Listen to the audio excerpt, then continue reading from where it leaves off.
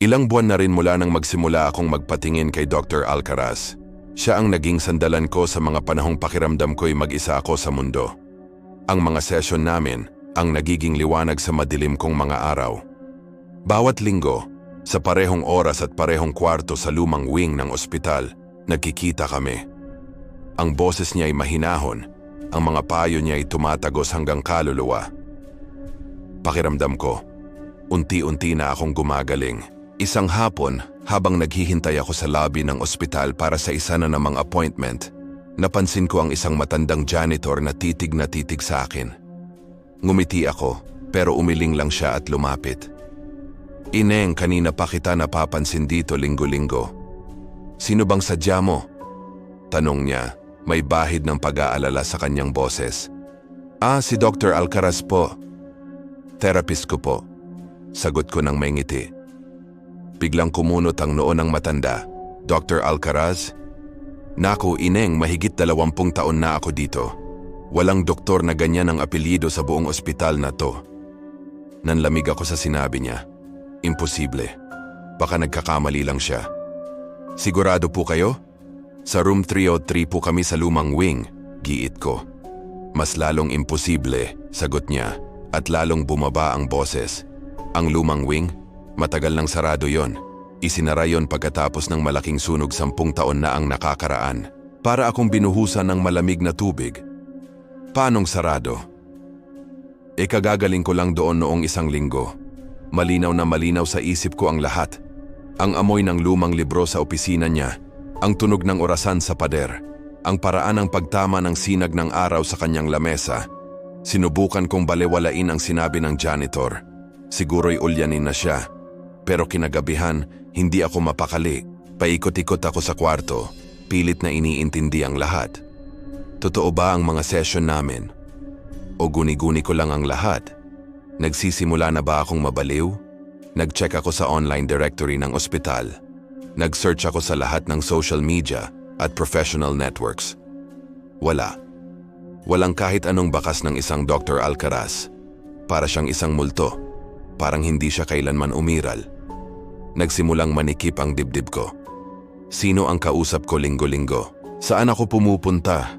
Nang gabing yon, habang nanginginig ang mga kamay ko at gulong-gulo ang isip, tumunog ang cellphone ko. Isang text message. Galing sa isang unknown number. Pero alam na alam ko kung kanino galing. Ang paraan ng pagkakabuo ng mga salita, pamilyar. Binuksan ko ang mensahe.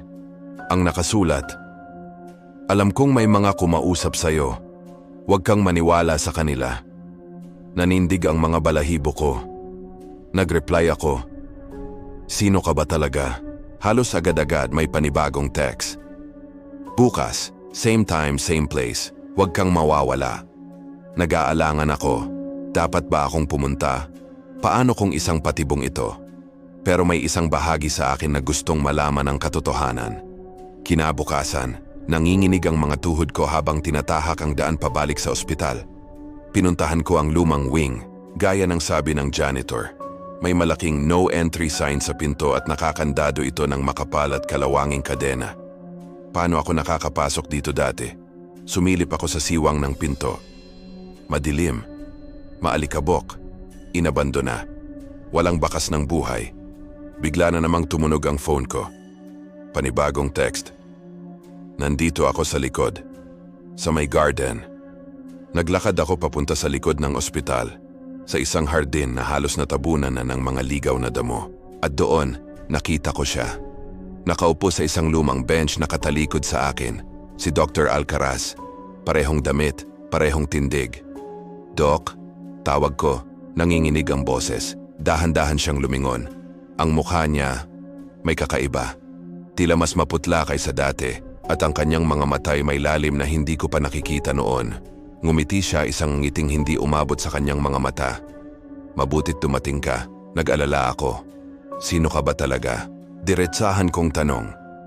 "Bakit walang nakakakilala sa'yo? Bakit sarado ang wing kung saan tayo nagkikita?"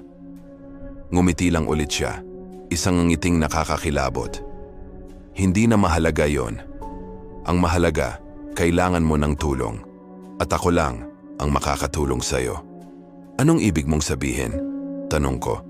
Lumapit siya sa akin at sa bawat hakbang niya, pakiramdam ko'y lumalamig ang hangin. May mga bagay na ikaw lang ang nakakakita. May mga boses na ikaw lang ang nakakarinig. Hindi ka nila maiintindihan. Pero ako, naiintindihan kita. Pero, hindi ka totoo. Sabi ko, halos pabulong. Huminto siya sa harap ko. Totoo ako para sa'yo. At iyon lang ang mahalaga, hindi ba? Itinaas niya ang kanyang kamay, akmang hahawakan ang balikat ko. Napaurong ako. Sa sandaling iyon tumama ang sinag ng papalubog na araw sa kanyang likuran. At doon ko napansin, wala siyang anino, para akong napako sa kinatatayuan ko.